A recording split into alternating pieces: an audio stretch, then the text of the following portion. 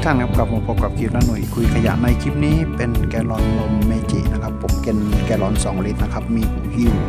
ก็จะนำมาทำเป็นหัวรดน้ำกันครับง่ายๆครับใช้กันในครัวเรือนครับผมไม่ต้องเสียสตุ้งตังค์ซื้อครับโอเคครับติดตามชมในคลิปนี้แล้วก็อย่าลืมกดติดตามกดซับสไครป์เป็นกำลังใจแก่ผู้ทำด้วยครับโอเคครับติดตามชมกันนะครับจากแกลลอน